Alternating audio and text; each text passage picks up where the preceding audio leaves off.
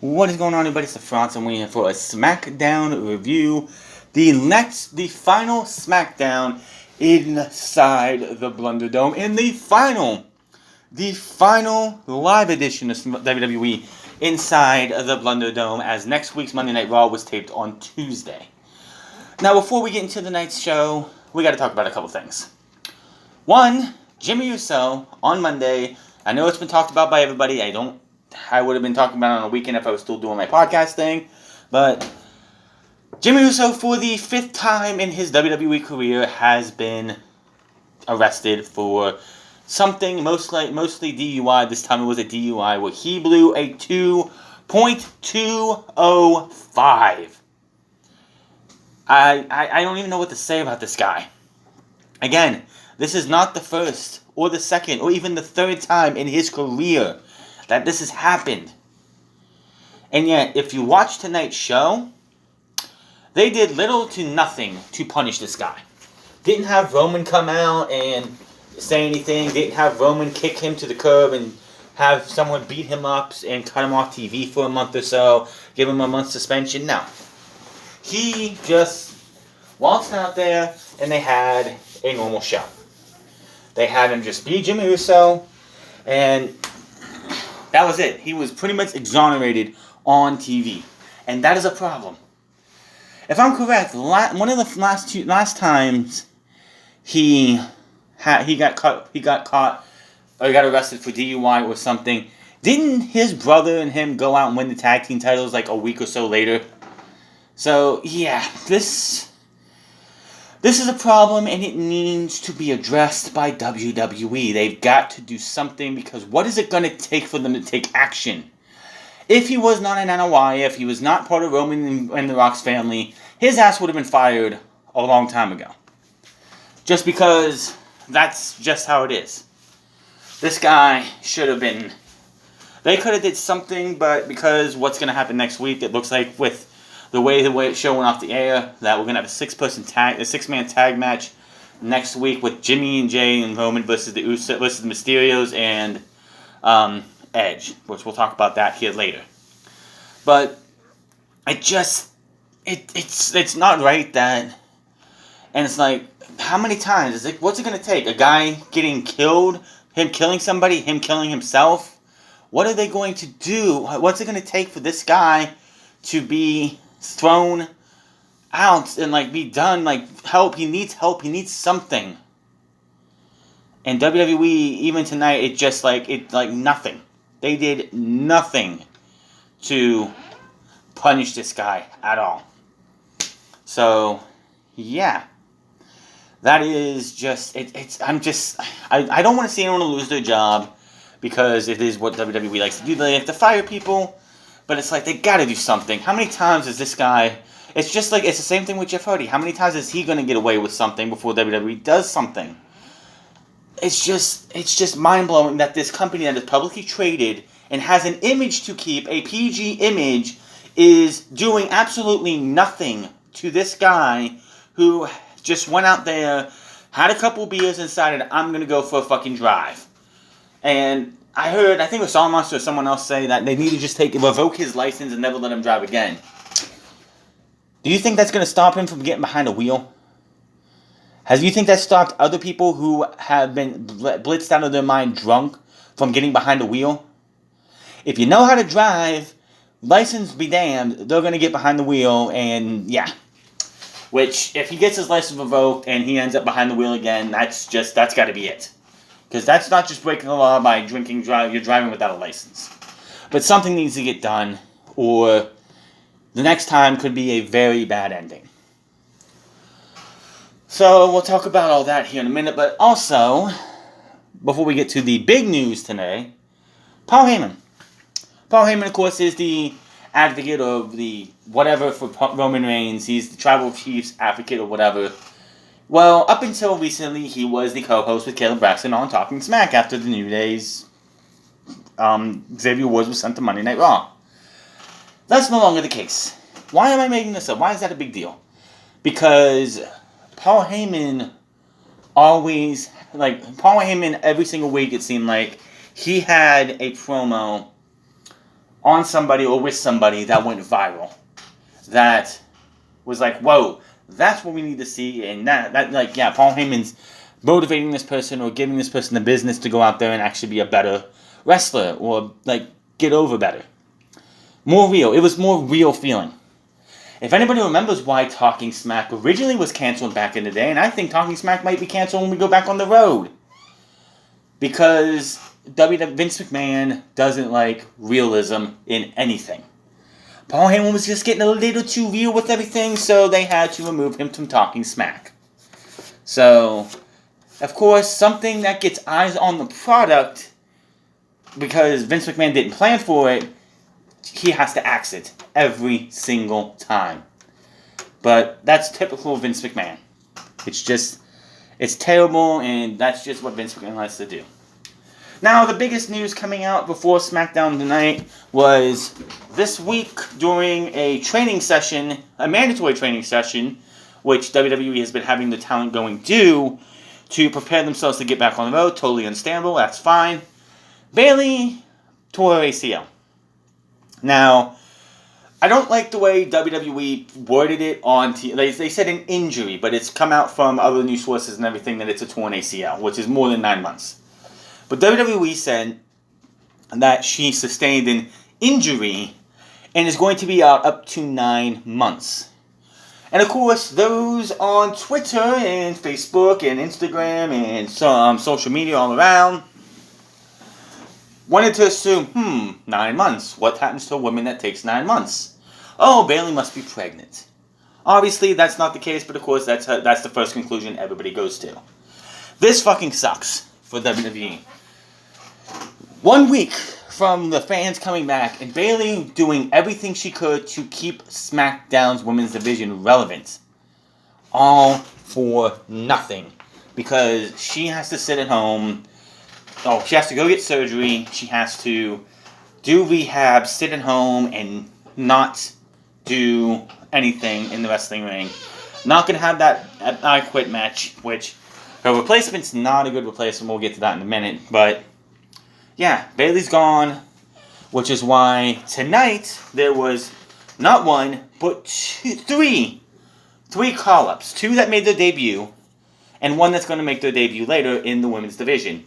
Which, if you looked at the women's division going into SmackDown tonight before the 3 debuts were even announced, you had 6 active women on SmackDown. 6. You had the 2 tag team champions, the women's champion, Zelina Vega, Carmella, Liv Morgan, and that's about it. So, yeah, that's not good. And so they brought up 3 more women, which puts it to 9 active women. And yeah, but this is on WWE. This like the fact that they had to go out of their way to go to NXT, pull 3 women up, and put them on SmackDown because they're so thin. I mean, Monday Night Raw has like 12 women active. 12 women active. Compared to 6? Give me a break. So, I don't think Monday Night Raw is going to be getting any women called up, which they don't need right now because they got a big enough division that they need to figure out who's doing what. Of course, firing Ruby Riott was a dumb idea because that would have been another woman who could have bolstered the roster and possibly been a replacement for Bayley, or could have went into the women's Money in the Bank ladder match either as a replacement for who replaced Bayley, or could be added in because after tonight there are still 2 slots of the women's division. They still don't have enough women to make you have any, things. Speedy recovery to Bayley, and no, she's going to miss WrestleMania, which sucks. Absolutely sucks. So, she's going to miss WrestleMania. It's like back-to-back years of no WrestleMania match for her. And speedy recovery, we probably won't see her till probably around this time next year. 9 months is not...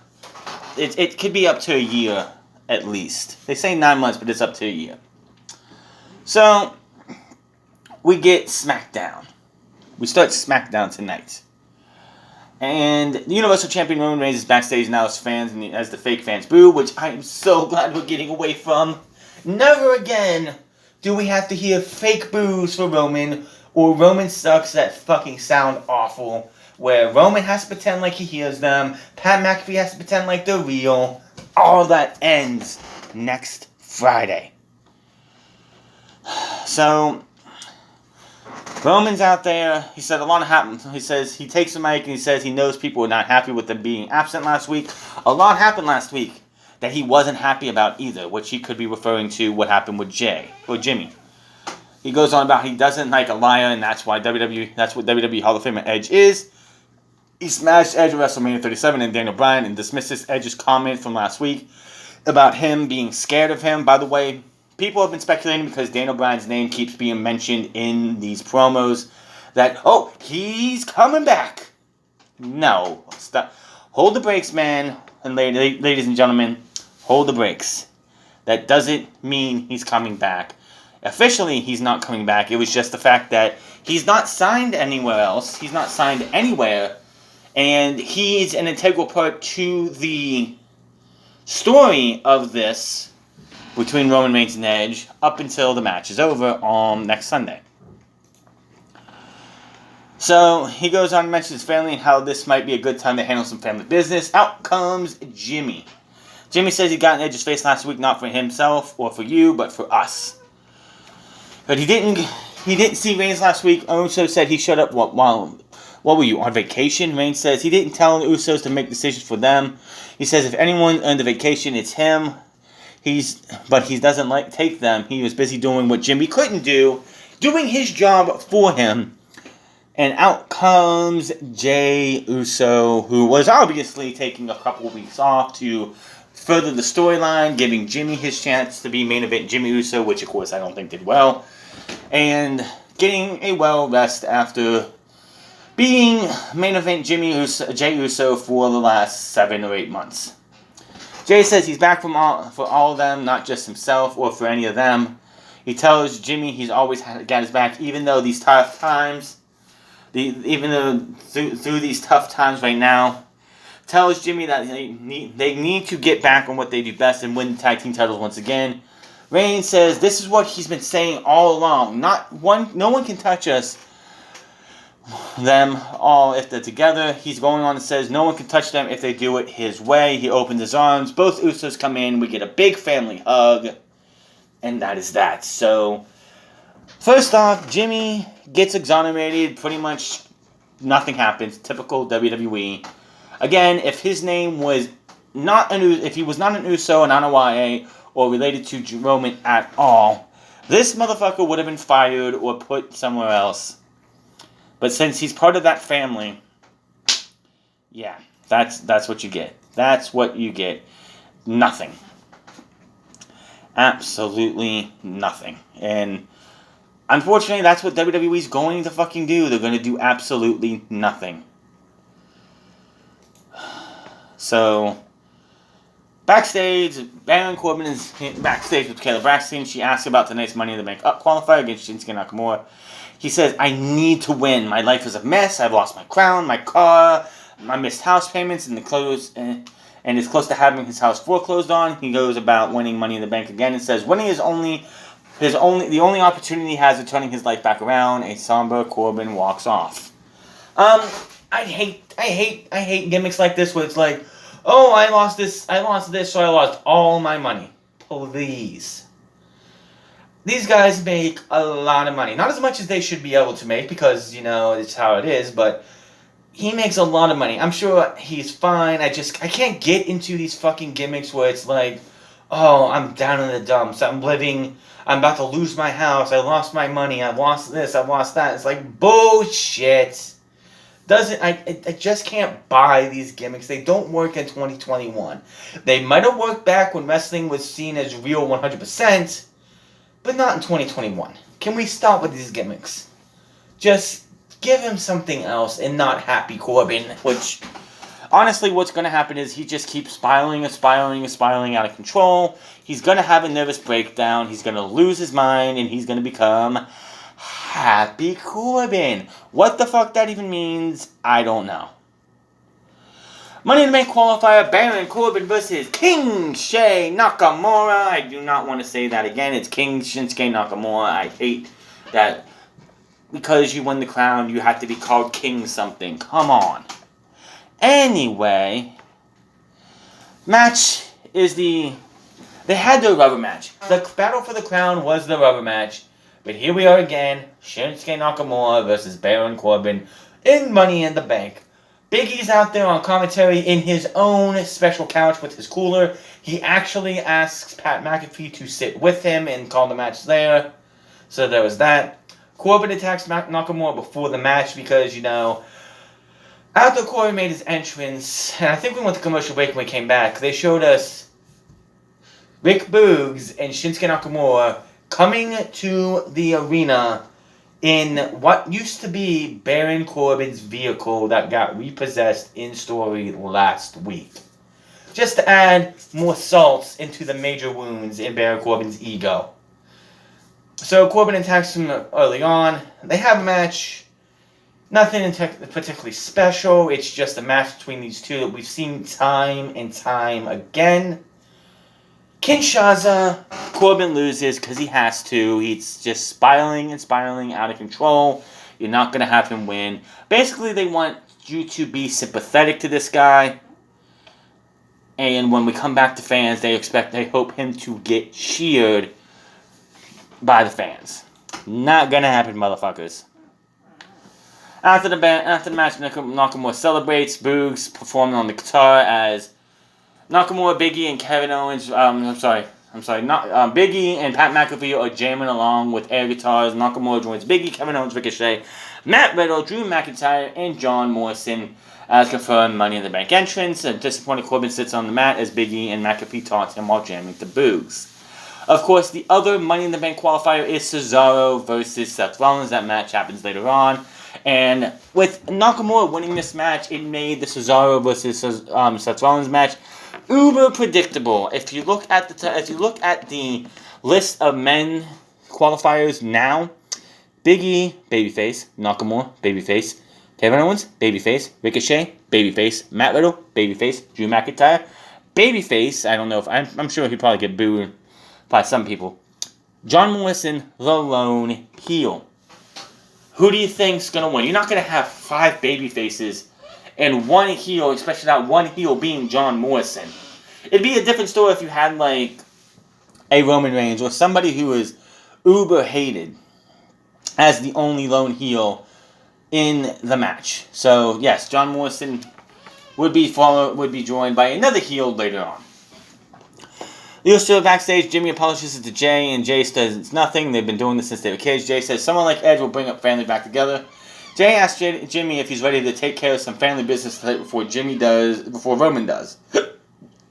Jimmy shakes his head, stares ahead, and we go to break. So, figure out more of that later. We have Tamina and Natalya come to the ring. They're going to face 2 new women who have never been seen before on Smackdown. Who are those women? Well, if you've been paying attention to the news feeds and the news notes and seeing that 2 women, not named Scarlett. Scarlett's not going to be wrestling. She should not be wrestling, period. 2 women recently, well, 3 women, I should say. 3 women recently have worked 1 or more dark matches for the WWE brass. Well, those 3 women will be making their debuts. Tonight it was Shotzi Blackheart and Tegan Nox. Now, Tegan kept her, so they were announced Shotzi and Nox. Now, Shotzi lost her Blackheart name apparently, but Tegan Nox, it was like, she was announced as Nox, but during the entire match, Michael Cole kept calling her Tegan Nox, so I don't know if she's gonna fully lose her name, Tegan, or if it's just what they want to do as a tag team, because saying and their opponents Shotzi Blackheart and Tegan Nox takes a lot. It's a mouthful compared to Shotzi and Nox. So I don't know. Why do you have to take their names away? I don't know. I'm happy for these two. I'm happy to see Tegan Nox. But here's the thing. You can definitely tell this was last minute. If Bayley doesn't get hurt, these two are not making their debut this week. Why could you not wait 1 week? We are 1 week away from out of the Blunderdome in Texas. How could you not wait 1 week? Are Tegan Nox or Shotzi Blackheart going to be in the Women's Money in the Bank ladder match? Probably not. Or is one of these two women going to take over Bayley's spot? No, definitely not. So, what would the harm have been to wait 1 motherfucking week? I want to honestly know this. I don't get it. I just don't get why you would waste these two coming here this week and not wait for the big reveal in front of a live fan base. You already had Rick Boogs make his debut in front of an empty arena in the Blunderdome. You couldn't wait a week? At least the third woman who's going to make her debut eventually will actually make her debut in front of fans.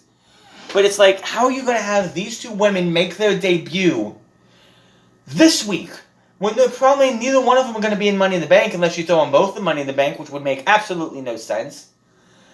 But even if you throw them both in Money in the Bank, you didn't announce anyone else was going to be in Money in the Bank this week, except for who was replacing somebody who got taken out to be face-off against Bianca Belair. So why didn't you just wait a week?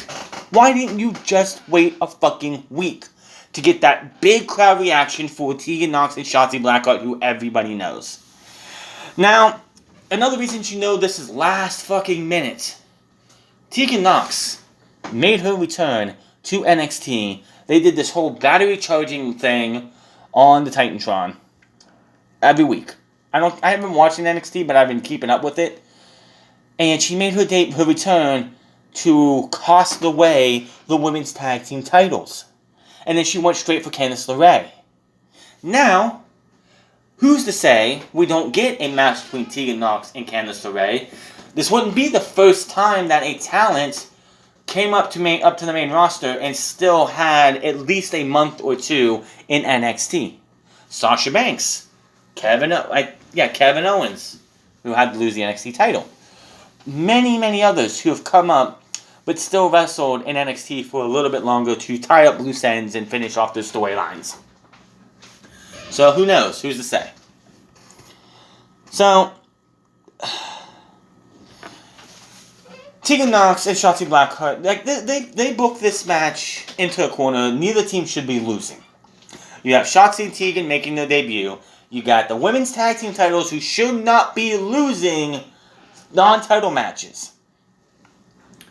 So, who gets the short end of the stick in this match? Of course, it's going to be the women's tag team champions. They get beat as Shotzi would hit the ball pit for the pin and the win. Again, the women's tag team titles are an afterthought. Nobody cares about the women's tag team titles. I don't, and I'm pretty sure nobody else does. So, yeah, that's. We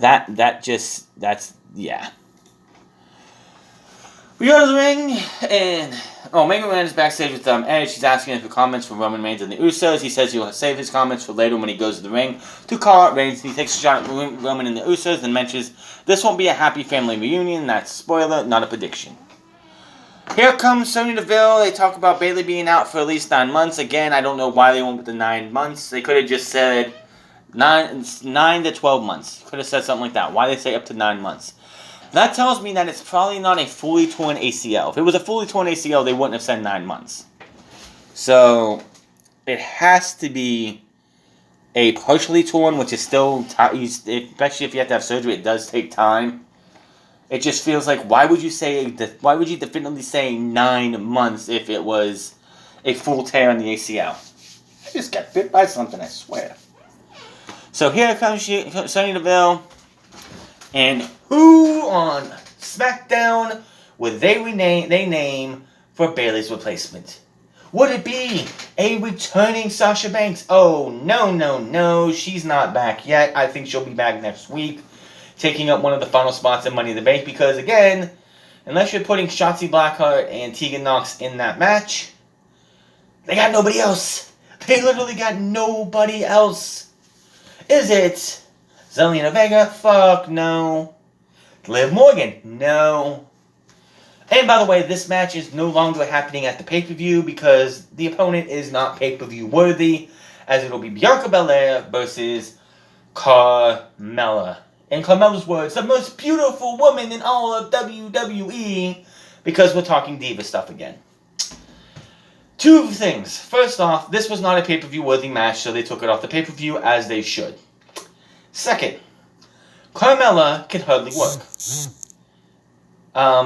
Bianca Belair can't carry a match on her own. This match is going to fucking suck. There is no ifs, ands, or buts about it. Bianca Belair has looked good because I'm not saying she was carried completely, but look at who she's wrestled since she's for the title. She's wrestled Sasha Banks, Bayley, and Bayley. Two of the best that they have in WWE. And now, Bayley is gone for 9 months. Sasha is MIA. I'm sure, again, she'll be back next week.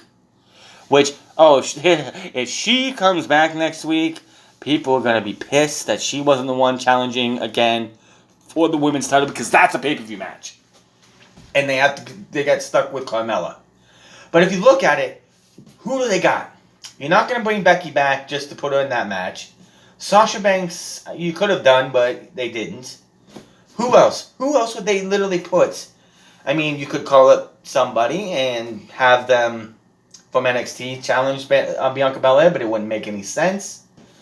So, honestly, they really had nobody else but Carmella. She's ranting and raving and gloating about the fact that she's the most beautiful woman, blah, blah, blah. Here comes Liv Morgan. Liv Morgan is not happy. The fact that this woman is getting an opportunity while she is beating Carmella not once, but twice, and Zelina Vega. She's going all in on fucking Sonya Deville. And Sonya Deville's like, enough! Enough! If you would have kept your mouth shut, I was about to name Carmella's replacement at Money in the Bank, you. Which she does. She's in because Carmella's out. So, yeah. Liv Morgan's in. Again, I figured somebody would be brought back. Sasha Banks or even Mia Yim making her debut on Smackdown, which hasn't happened yet, and she's nowhere to be found. Probably stuck with Keith Lee in Purgatory. Yes, that's right. I know Purgatory. But, yeah. So, Liv Morgan's in. Certainly didn't make an announcement for any other women going into Money in the Bank because WWE don't have anybody. Next week, right now, it's like SmackDown has 2 options for the women's Money in the Bank, while Raw has 4. So next week, like I said, I fully expect Sasha Banks to be brought back. And maybe Mia Yim makes her debut and gets put in there. I don't know. They are very stretched thin. Maybe they put Shotzi and Tegan in there. I don't know. Maybe Shotzi and Tegan are going to get the women's tag team title match at Money in the Bank, even though for a while there it was Dana Brooke and Mandy Rose looking to get that match. But, yeah, don't know. So, Belair comes out, she says she's not sure if Bayley's injury is real. She respects Bayley's competitive skill and looks forward to finishing what they've got. They have going when Bayley returns. Yeah, that's the next year. That's not going to happen. She says she's glad to accept the title match next week. Tells Carmella she'll see her next week. Raises the title in the air. Assumes the kids. Carmella talks trash from the ring. Yeah, you want to do something about it. And you want to finish what you guys had. Do you think WWE, Vince McMahon, Bruce Pritchard, or whoever the fuck is running this show 9 months from now is going to fucking remember that you guys had a feud? No. Paul Heyman's approached Roman Reigns backstage and said they have a problem. Edge plans to pulling Roman's punk card tonight and calling him out at the ring. And he questioned your manhood. Roman is pissed. He does not have a happy look on his face. Money in the Bank qualifying match, Cesaro versus Seth Rollins. What can I say about this? This was a damn good match. How can you expect Seth Rollins and Cesaro to have a bad match? I can't even explain. These two are workhorses. That's why they should be in the title, like in and around the World Heavyweight Championship or fighting over the Intercontinental title maybe someday. These two just went out there, gave you another banger. And Cesaro got, Seth Rollins took the turnbuckle pad off. Cesaro went and smacked right on the head. Now, you know when you can tell something is hard way.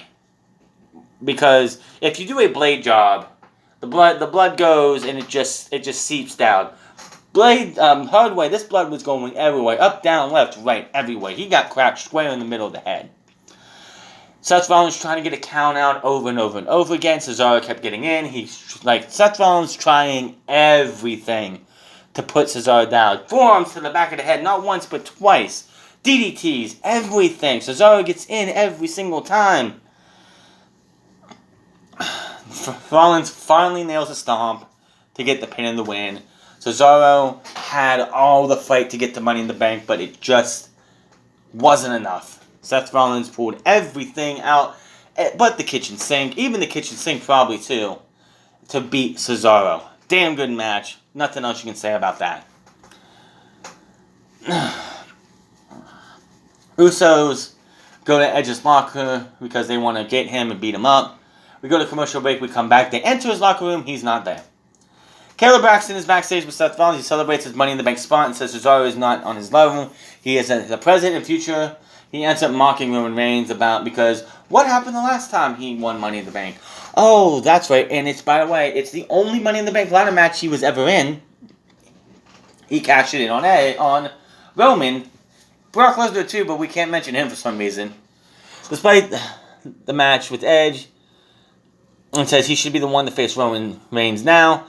Rollins turns around and Edge is standing there, and Edge says Rollins hasn't changed since 2014, which blew up on Twitter and social media because people were shocked that even Edge remembers that, hey, remember when Seth Rollins tried to end my life before I had all the neck problems, before I got my neck fixed?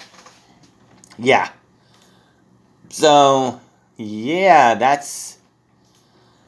is, he says, I'm about to do something you would never do, and I'm going to go call Roman Reigns out. Cole leads us a video of Otis dominating as of late. Chad Gable's backstage with him. He doesn't care if you're a top star like Edge or Roman Reigns or the Street Profits, no matter who the opponent is. If you step to the outfit, counting results will be the same. Otis looks at the camera and says, I will destroy everyone. And they just focus on this look of, just disdain. Evil disdain from Otis. Edge goes to the ring. He mocks Roman Reigns and the Usos for the reunion. He doesn't care about how many minions Roman has. He's winning the title at Money in the Bank. He says anyone who gets there will look like this. We see how he did to Jimmy Uso last week. We see Reigns, the Usos, and Paul Heyman watching backstage. Ed goes on with a harsh warning to Reigns at Mount Money in the Bank. Gets hyped and calls him to the ring saying he's pulling his punk card. Ask where Roman is. We see Roman get up. He says, you two stay here. I'm going to take care of this myself. So they stay. Roman heads out with Paul Heyman in the Universal Championship. They get to Gorilla. Roman hands Paul the Universal Championship and says, I'm doing this on my own. He heads out. We go back to the Roman locker room. The Usos are like, man, this feels like a trap. So they head out. Roman's out there talking trash to Edge. They're talking trash back and forth. When the Usos music hits, you could tell Roman is not happy. He told these two to stay back. He tells them, I got this one-on-one. So he turns around, goes to the ring, takes his jacket off. He's got a white shirt that says head of the table on it. So now it comes in white. He gets to the ring. They throw hands. They have fights. Edge gets the upper hand when all of a sudden Rey Mysterio's music hits. The Usos get on the apron looking for up at the ramp to see if where the Mysterios are. They come from the other side with chairs. attack the Usos. They have a fight outside. Edge gets the upper hand. Jimmy and Jay gets a hold of Edge's leg, allowing Jimmy to hit the super kick on him, allowing Roman to bail. Rey Mysterio gets in, drops one Uso. Dominic drops the other one. Dominic hits both men with the 619. So Roman's gone. He's up on the stage watching all this. Edge goes to grab a chair to take the metal piece out. Rey holds back Jay. He holds back Jay while Edge gets in the ring, puts him in the crossface. And this is the only way I could tell that they probably punished Jimmy a little bit. Because Jay gets put in the crossface with the metal bar. Doesn't tap, he passes out. Jimmy tries to do something, Mysterio stopped that, so Edge gets up, goes over to Jimmy, puts him in, and Jimmy is tapping out. Showing that Jay is the stronger of the two Usos because he didn't tap. And Edge goes back and forth between two guys as the Mysterios help him. And the show goes off the air while Roman watches, and we see a devilish look of anger and hate on Edge's face. So, next week's episode of Smackdown is definitely going to have a 6-person tag match, a 6-man tag match with the family versus Mysterios and Edge. And it's cool because Edge and Mysterio do have a little bit of good history with each other back in the early 2000s. Those two reigned the SmackDown Tag Team Champions at one time. WWE Tag Team Champions. The titles that are now held by Omos and AJ Styles back when they were still the WWE Tag Team titles before they became the Raw Tag Team Championships. So, yeah. It'll be great to see what happens with that. Great to see the Tag Team Champions back after a couple weeks off, selling their injuries, obviously. And maybe by the end of the week or so, we'll have, probably by, I'd say SummerSlam is when we had that match. Mysterios versus the Usos again for the tag team titles. So, yeah. Oh, and the other woman coming, they did air promo for Toni Storm. She is going to be coming to SmackDown, boosting the depth of the SmackDown Women's Division to 9 active women. So, again, proud of them. She's actually going to get to debut in front of live fans. Again, I don't know why Shotzi and Tegan Nox did not. But it was just a spur of the moment for WWE. SmackDown was okay. The Roman stuff is the stuff that dominates, as it always will. Can't wait to see next week. We are done with the Blunderdome for SmackDown. One more show, and it is taped. I probably will not be doing a review for a couple of reasons. One, because it's taped and it's pathetic. And two, I'm not going to be in town. I'm going to be going to my sister's to watch her house with her dog as she and her family go on vacation. So I'm going to try and have SmackDown. I'll definitely try and do something for SmackDown, but I'm not going to be able to do Monday Night Raw and possibly AEW either. Maybe AEW. If I do an AEW review, it'll be on Thursday. Sometime Thursday when everyone's gone and everything and I'm on my own. But, yes. No Monday Night Raw for sure. I don't even care. I don't even know if I'm going to watch that episode because it's the final episode in the Blunderdome and it really doesn't mean anything. But that is your SmackDown review. Hit that subscribe button. Comment down below. Like or dislike this video. Find me on Minds at the Felons Club. Find me on twitch.tv/thefellonsclub. And find me on Instagram at the Felons Club.